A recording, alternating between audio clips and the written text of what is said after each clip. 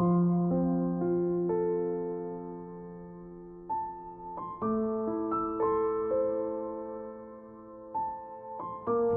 gini Ustadz, terkait yang selalu Ustadz sampaikan tentang kudrah dan iradahnya Allah.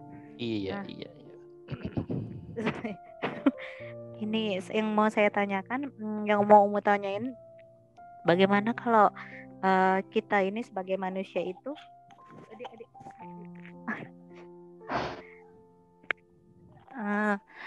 bagaimana kalau kita sebagai manusia itu karena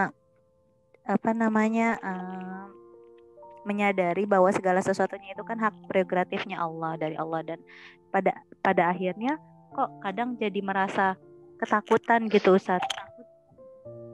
Takut karena kita menyadari bahwa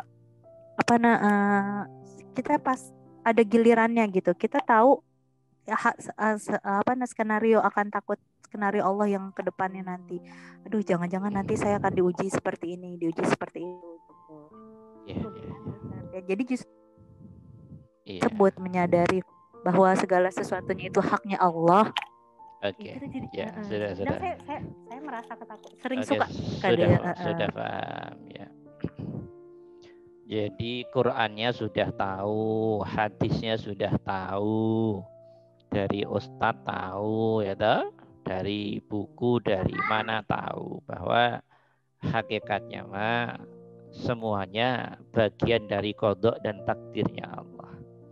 Tapi ketika sesuatu akan terjadi yang mungkin tidak enak, itu ada ketakutan, ada kekhawatiran. Inilah sejatinya teman-teman. Disinilah tugas besar nafsu ya, setan, iblis, jin dalam sistem diri yang berkolaborasi dengan diri, dengan nafas itu di sini. Tugas setan, jin, iblis salah satunya menutupi diri kita untuk tidak bisa menerima apa yang akan dikirim oleh Allah pada diri kita. Makanya dikirimkan bayangan-bayangan, rasa, khayal, ya. Khayal itu apa? Khayal, khayalan-khayalan, bayangan-bayangan. Gimana nanti kalau aku cerai sama suamiku? Gimana kalau nanti anakku mati? Gimana kalau saya nanti dicerai? Atau jangan-jangan saya yang minta cerai ya? Iya. Jadi hidup itu sudah dibayang-bayangin sendiri. Tahu-tahu besok mati, nggak ngerti toh? Nah, gimana kalau nanti saya umur sekian belum punya rumah? Gimana kalau nanti sampai umur sekian kita belum punya anak? Gimana? Mohon maaf teman-teman, kalau kita di hati dan pikiran ada begitu, itulah diri tanda masih dikuasai oleh peran setan, jin, dan iblis. Walaupun apal ayat-ayat Al-Quran tentang kodok dan takdir, walaupun apal hadis tentang itu, tapi fakta hatimu ternyata belum benar. Setan masih memainkan pikiranmu dan hatimu, ditakut-takuti, dibikin was-was, dibikin khawatir-khawatir. Dan ternyata diri yang belum kenal diri dan kenal Allah pasti dijamin mutu, takut, khawatir. Gimana kalau ini? Gimana kalau ini? Agama belum masuk ke relung hati yang dalam.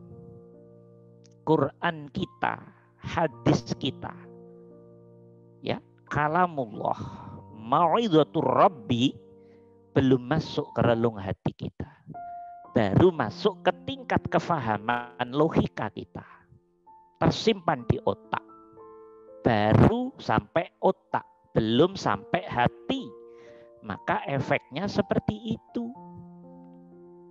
Yang benar adalah dari ilmu yang sudah di kepala, karena sudah paham, kemudian sudah sampai ke hati. Dan fakta kalau sudah sampai ke hati, dirimu mengamalkan kefahamanmu yang ada di kepala. Bukti dirimu sudah mengamalkan kefahamanmu yang di kepala dan sudah sampai ke hatimu, dirimu sudah mengamalkan dan fakta hatimu sudah tidak ada kekhawatiran-kekhawatiran kayak yang tadi Ummu Sahlah tadi. Itu emang kerjaannya setan begitu. Oleh Allah ditugasin begitu. Dan kalau begitu masih tanda-tanda kita ini dalam proses pembersihan hati. Nah, begitu. Karena itu tidak benar. Sikap begitu tidak benar. Takut nanti gini-gini. Maka lawan dari takut, khawatir adalah orang yang hatinya sudah jadi. Kata Allah, kalau hatimu sudah jadi, hubungannya dengan aku, sudah hilang itu. La khaufun alaihim wa la hum yahzanun. Tidak akan ada rasa khawatir, takut. Umpama satu saat Allah menghendaki anak, istri, suami mati, karena Allah sudah berkehendak, dirimu harus dari sekarang siap-siap. Hidup ini nggak ada yang tahu. Jangankan nanti, tahun depan, besok pagi aja nggak ngerti apa yang akan terjadi pada diri kita. Wa ma ta'lamu madza taksibu ghad, kata Allah. Inti nggak ngerti besok pagi terjadi apa pada dirimu. Karena nggak ngerti, kamu harus ngikuti apa yang akan terjadi dariku.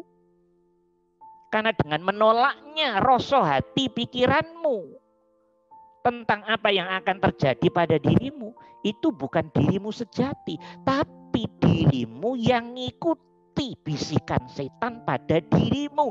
Dan dirimu mendapat efek tidak enak dari bisikan ini.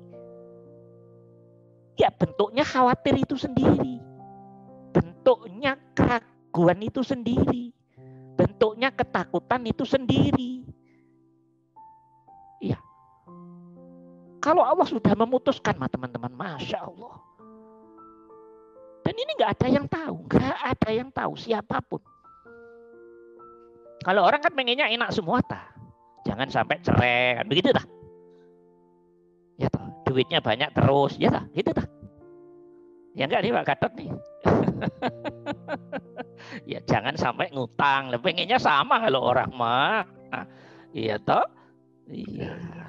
Mobil nambah terus, jangan sampai ada yang dijual gitu Pak Dadang ya. Iya, Ustaz. Ya, rumah nambah terus. Kayak anak kecil kita ini. Jadi apa? Tuhanmu kamu tuntut, dituntut oleh egomu. Inilah keadaan hati dan pikiran yang masih seperti inilah teman-teman. Salah enggak, ini proses. Saya ngomongnya agak serius tapi ini proses. Proses. Ini proses. Adik kelas harus diadem-ademin ya. Ini mah proses, tidak salah. Yang penting terus belajar, terus memahami ilmunya, mengamalkan, dan nanti akan diberi buah oleh Allah. Tapi andai akan terjadi seperti itu di hatimu, orang sudah belajar ayat, hadis, sudah TN, sudah ngamalin dzikir begitu, ya Allah dirimu ditipu nafsu habis-habisan. Yang benar mah ya Allah, hamba nggak akan ngerti apa yang terjadi 1 jam yang akan datang pun ya Allah, atas rencana dan ketetapanmu pada hamba ya Allah. Pasti dia akan menyiapkan diri. Yes, nggak ngerti, sama-sama nggak ngerti semua. Maka yang ada siap ya Allah. Memasang badan, pikiran, hati, mendudukkan hati, pikiran, jiwa untuk bisa menerima apa yang akan diputuskan Allah. Siap sih, siap. Kesadaran dan rasa siap apapun yang akan terjadi, itu bukti tanda hatimu sudah mulai mapan di hadapan Allah. Bukan sekedar faham di kepala. Ya memang hidupnya akan terjadi nggak enak-enak sebentar lagi pada diri kita. Ya toh. Kita mati, istri kita mau mati, kalau nggak mati ya cerai, kalau nggak cerai hilang, kabur, ya toh. Ya toh. Suami juga demikian. Kalau nggak mati, kabur, nikah lagi, diam-diam, banyak begitu suami. Penting anak istri tinggal, Pak Dadang enggak, Pak Dadang. Banyak juga begitu, anak tinggal, istri tinggal, nikah lagi di mana, dicari enggak ada. Ya Allah, ada begitu. Dirimu nggak akan pernah tahu sebelumnya kejadian ini akan terjadi. Ya Allah punya rencana juga kok. Itulah ujian-ujian Allah. Tahu-tahu anak istri mati, istri suami mati. Ya toh? Tahu-tahu, nanti semuanya akan tahu-tahu. Sebab akibatnya macam-macam. Intinya satu persatu akan dibredeli semua dari diri kita oleh Allah. Dan harus siap. Kita ngaji begini kan biar siap ngadepin itu. Karena itu pasti terjadi. Hanya modelnya saja yang kita nggak tahu. Kejadian itu akan pasti terjadi. Modelnya yang agak relatif beda-beda. Kalau Allah udah jelas, awas setiap kalian akan saya uji. Wa nabluukum bisyarri wal khair fitnah, kata Allah. Akan saya uji yang enak-enak, yang enggak enak. Nah, gitu. Bisa dimengerti ini? Musahlah. Semua dalam hal apapun. Dalam hal apapun. Ada juga itu yang tuh nanti gimana tahun depan makan apa? Lu tahun depan udah dipikirin tahun ini. Ya, dibilang waras ya waras, dibilang enggak waras ya enggak waras. Banyak orang begitu. Nanti makan apa dong tahun depan? Masya Allah, dirimu dulu. Tuhanmu di mana? Jadi orang nih teman-teman, orang itu kalau nggak paham Allah, nggak kenal Allah, itu emang hati itu gelap gulita. Dari kegelapan gulitanya hati, kemudian tidak percaya, tidak yakin pada apa yang akan diperbuat oleh Allah pada dirinya, dan apa yang akan diperbuat Allah pada dirinya yang tidak enak akan ditolak duluan. Itu tanda hati yang masih gelap. Nah kalau kita ya harus sudah tidak begitu dong. Harus sudah siap ya Rob. Apapun yang akan terjadi. Siap, sami'na wa ata'na. Oh, ada cerita. Ada cerita salah satu ulama besar. Nah, namanya ahli nahwu, ahli bahasa Arab. Nah, namanya Imam Sibawayh, bapak bahasa Arab, bapak nahwu sorab itu Imam Sibawayh. Tiap hari belajarnya, masya Allah, karangan kitabnya banyak. Kitab yang terbesarnya namanya Alkitab. Istrinya ruwet. Suami kok lebih cinta pada ilmu daripada saya istrinya. Oh, nih. Jadi istrinya orang-orang alim tuh banyak nggak enaknya juga. Ini saya kasih tahu nih ibu-ibu ini. Karena orang-orang alim tuh rata-rata banyak belajarnya. Banyak mohon maaf, zikirnya banyak. Jadi kalau dilihat dari sisi kemanjaan, hubungan kemesraan, nafsu, nggak begitu enak kan? Nah, waktunya banyak banyak dicuekin bahasa ininya. Nah, gitu loh. Giliran di rumah baca melulu, nulis melulu. Ini kalau yang nggak sabar, emang mau makan buku, begitu nanti jadinya. Emang mau makan tulisan gitu. Iya, ribet juga emang, tidak mudah. Makanya istrinya Imam Sibawayh itu satu saat nggak sabar. Waktu Imam Sibawayh ke pasar, kitabnya dibakar. Saking marahnya, punya suami kok urusannya ilmu melulu. Diriku nggak diperhatikan gitu ya. Iya, ya itu satu sisi normal juga. Ya, harapannya istrinya biar disayang, tapi enggak. Oleh Imam Sibawayh dicerai sekalian. Kamu nggak bisa membaca orang yang selalu dan sedang menuju kepada Allah, nggak bisa memahami, nggak bisa mengerti. Makanya dicerai sekalian. Jadi maunya biar disayang tambah dicerai.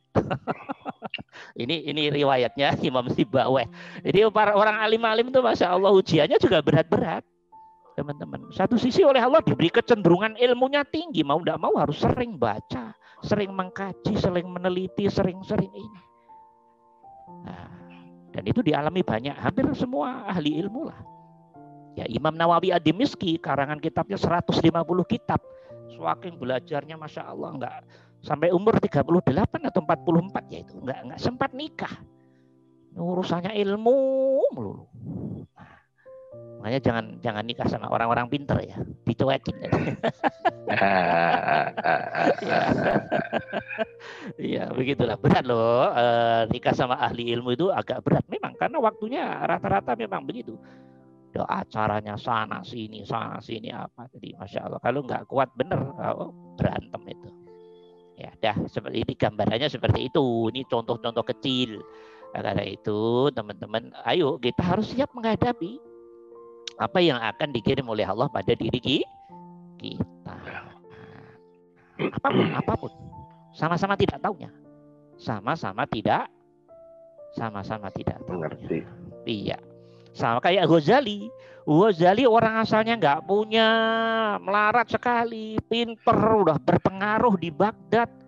Setelah berpengaruh dijadikan penasehat khalifah, jadi rektor. Setelah jadi penasihat khalifah, jadi rektor, tambah bosan. Kon sama istrinya nggak sederhana, pasti juga tidak mudah itu.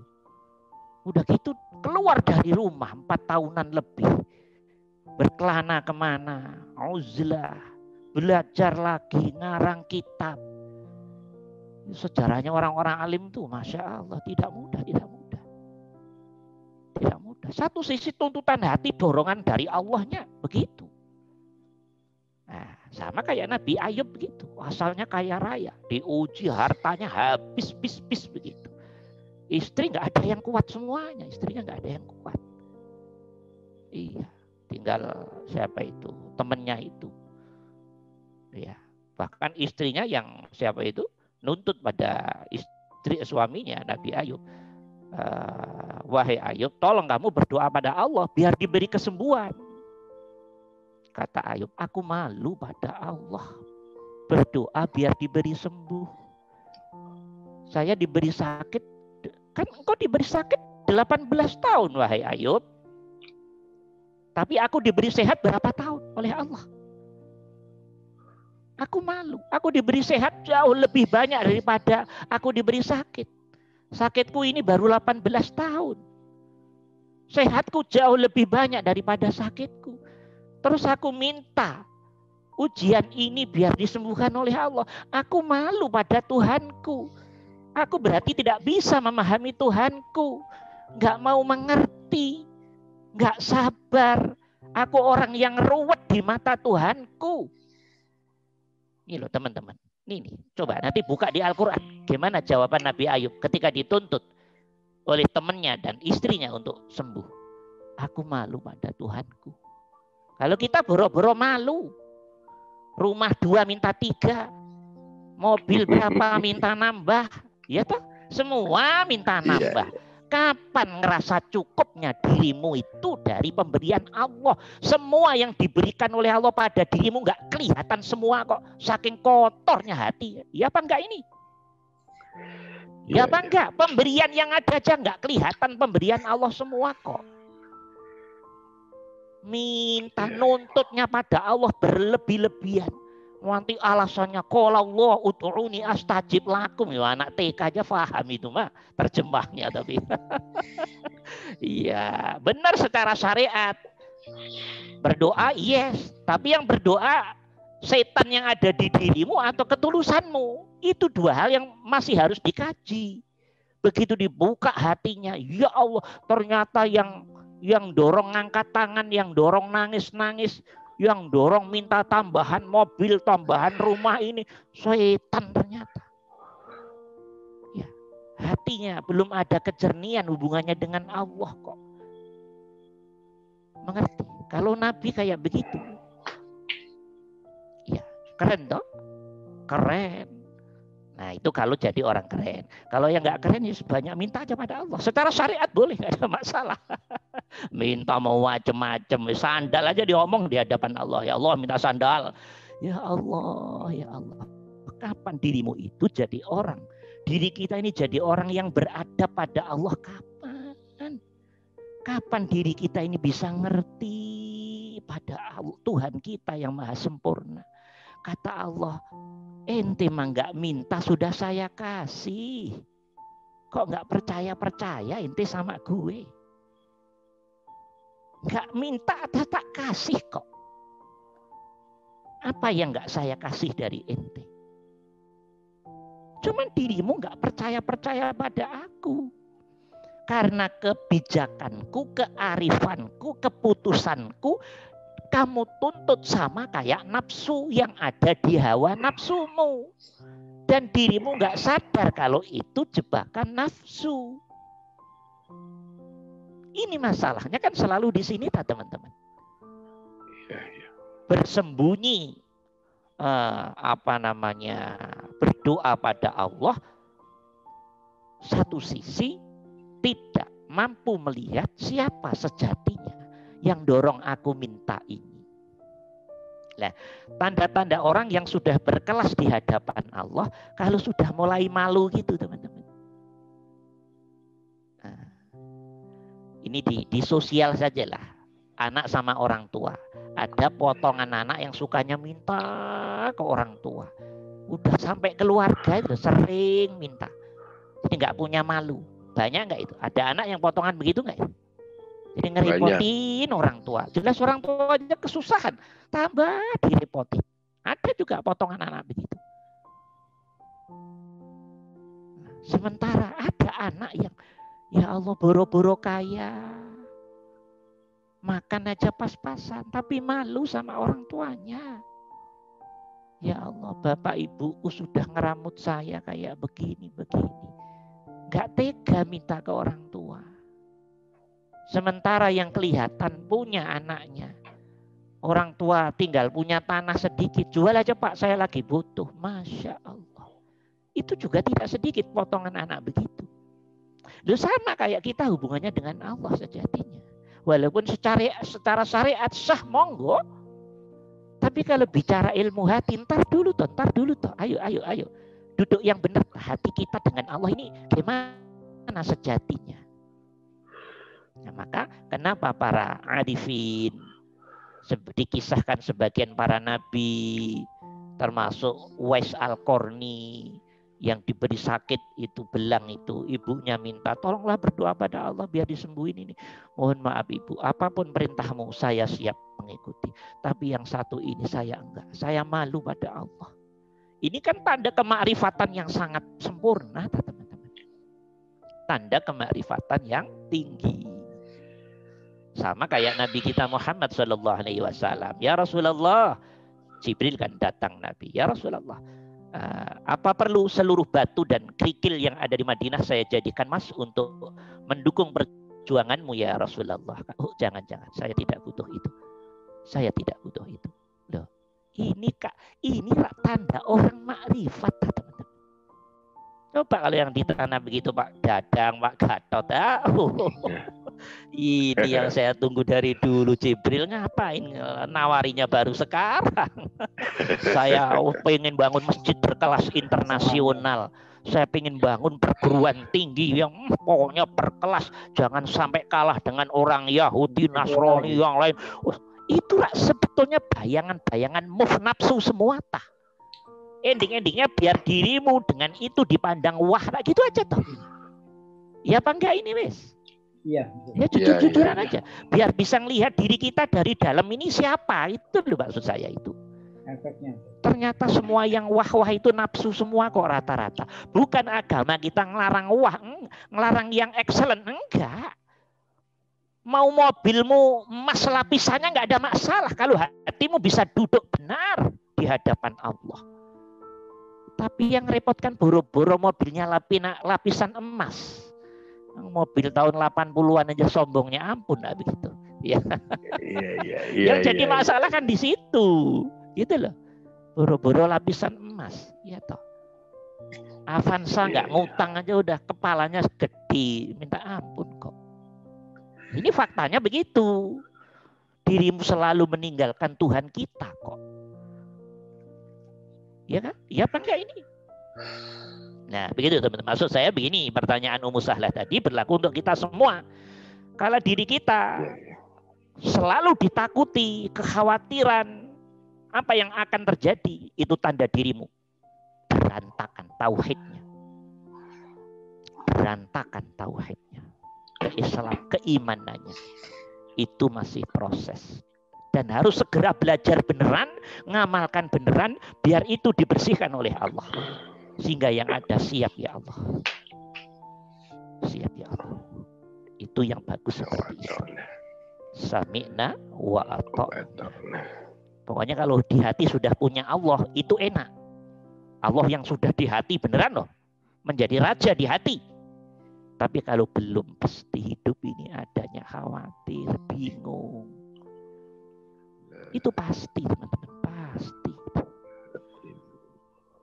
Ya, hidupnya hanya menahan tekanan batin di dalam hati karena kebodohan hatinya hubungannya dengan diri dan dengan Tuhannya. Di hidup itu kayak di neraka itu karena nggak paham Tuhannya dan dirinya. Nah, seperti itu masalah ya, bisa dimengerti. Ya, mudah-mudahan paham dan mengamalkan ini sehingga tidak ada kekhawatiran-kekhawatiran apa yang akan terjadi, yang akan datang. Hati harus siap. Sami'na wa ata'na ya Allah. Sudah, satu kata ini jawabannya. Siap.